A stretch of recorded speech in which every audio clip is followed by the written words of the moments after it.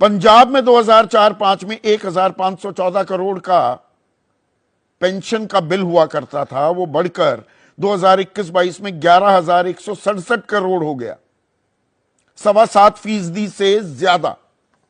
राजस्थान 1,626 करोड़ से बढ़कर 25,473 करोड़ हो गया, 15.5 बल्कि मैं कहूं 15.25% ये बढ़ गया। और यही हाल छत्तीसगढ़ का भी है। 534 करोड़ जो पेंशन में दिए जाते थे 2004-5 में, 2021-22 में ये बढ़कर 6,609 करोड़ हो गए, लगभग 12.5%।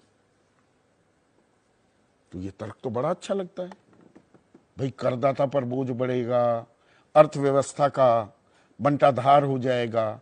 10,05,913 करोड़ रुपए जब बट्टे खाते में डाल दिए जाते, सदन के पटल पर दिया हुआ जवाब है ये एनपीएस को लेकर, तो कोई उफ नहीं करता। पर जो सारी उम्र सरकारी नौकरी करे यानी कि देश सेवा करे, उसको पैसे देने की बात आए तो गुणा भाग और गणित और अर्थव्यवस्था समझाई जाती है। इसमें भी एक खास पहलू है। ये कानून बनाने वाले जो हमारे सांसद हैं, हमारे विधायक हैं, ये पुरानी पेंशन ले रहे हैं। एक बड़ी दिलचस्प बात आपके सामने पेश करूं तो आप बिल्कुल उछल पड़ेंगे अपनी कुर्सी से। अभी कुछ समय पहले तक, पंजाब का उदाहरण दे रहा हूं, वहां पर क्या सिस्टम था कि जितनी बार के विधायक हो उतनी बार की पेंशन, सांसद बन गए तो वो पेंशन भी जुड़ गई। एक जनाब को तो 6.25 लाख रुपए महीना पेंशन मिल रही थी। भगवंत मान ने अब वो सिस्टम खत्म कर दिया कि एक ही पेंशन मिलेगी, ये नहीं कितनी बार चुने गए हो। कई राज्यों में ऐसा है, कई राज्यों में कुछ और है। पर आम जनता, आम सरकारी कर्मचारी को नई पेंशन योजना, सांसदों विधायकों को पुरानी पेंशन क्यों? और मुझे अपने फौजियों पर गर्व है, नाज है। वो देश के लिए जान कुर्बान करने को तैयार रहते हैं, उन्हें पुरानी पेंशन दी जाती है। पुरानी पेंशन योजना चल रही है फौज में, पर बाकी सरकारी कर्मचारियों को नई पेंशन। पुरानी पेंशन योजना का लाभ लेने वाले ही ये बोलते नजर आ रहे हैं कि भाई कर्मचारियों को पुरानी पेंशन योजना देने से जो बोझ है, वो आर्थिक भार है, वो बहुत ज्यादा बढ़ जाएगा सरकार के ऊपर। इस वजह से पुरानी पेंशन योजना बहाल नहीं की जा सकती है, लेकिन खुद पुरानी पेंशन योजना को लिया जा सकता है। पेंशन मुद्दे पर कर्मचारियों की तरफ से इतनी बात बोलनी, आपने जैसा कि पत्रकार महोदय को देखा कि किस प्रकार से उन्होंने ये चीज बोली है, इसके लिए एक दिल से सैल्यूट बनता है दोस्तों उनके लिए कि कैसे कर्मचारियों के मुद्दे को वो आगे बढ़ चढ़ कर रखने का प्रयास कर रहे हैं। और जैसे कि उन्होंने अपने आप बताया है कि जैसा उनके पास रिपोर्ट है कि पहले पेंशन का जो बिल हुआ करता था वो हर राज्य में किस प्रकार इतना हुआ करता था एनपीएस का, और अब देखिए कितना हो गया है, और वो सारा का सारा पैसा बट्टे खाते में चला जाता है। और जब खुद की पेंशन की बात आती है तो वो पेंशन में किसी प्रकार की कमी नहीं है। सबसे बड़ी बात, आपने ये बात सुनी होगी कि जो पंजाब में मुख्यमंत्री भगवंत मान जी हैं, उन्होंने एक आदेश ये निकाला था कि जिन भी नेताओं को 4-4, 5-5 पेंशनें मिल रही हैं, अब उन्हें सिर्फ एक पेंशन मिलेगी। 4-4, 5-5 पेंशन के लिए वो हकदार नहीं है।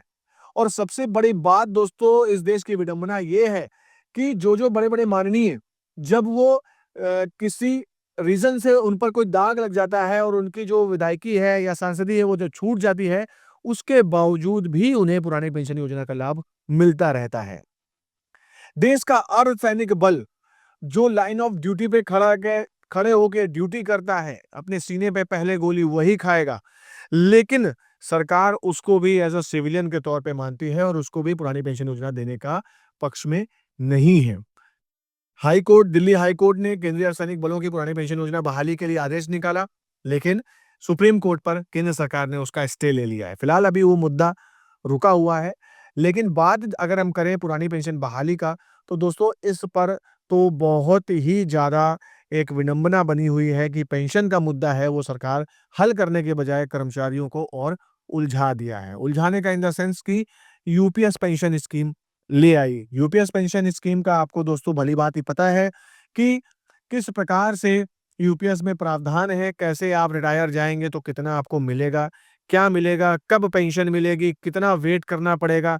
इन सारी चीज़ों को देखते हुए जो यूपीएस स्कीम है वो कर्मचारियों ने लेने से मना कर दिया है। और बात कर्मचारी साफ यही कहते हैं कि अगर यूपीएस इतनी अच्छी है, तो फिर सभी पर क्यों नहीं लागू हो जाती?